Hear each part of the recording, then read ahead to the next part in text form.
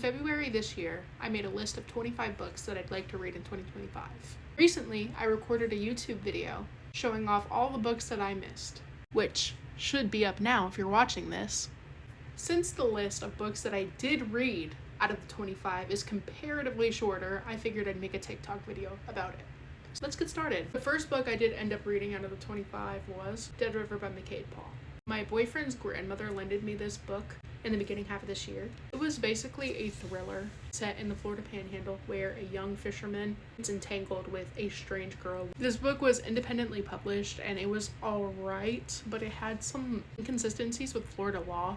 I'm studying to be a paralegal, so I could pretty easily pinpoint if there's something off about something discussing law.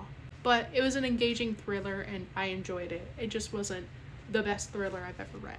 The next 5 books are volumes 8 through 12 of the Death Note manga.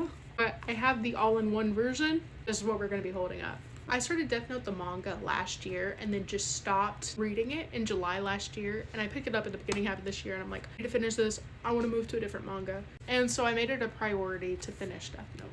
If you don't know what Death Note's about, basically a university student gets a hold of a notebook that if you write down somebody's name, they will die, and you get to see what he does with this power. I don't rate individual mangas, but as a whole, I think Death Note is an easy 4.5.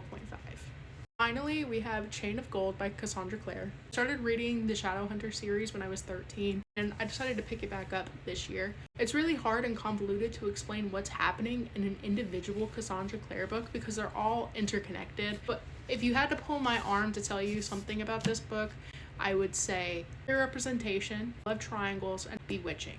Obviously, I love Cassandra Clare down. I think she's most in her bag when she's doing historical fantasy. I found this whole series 5 out of 5 stars. If you want to see my YouTube video of all the books that I missed out of the 25, it should be up now.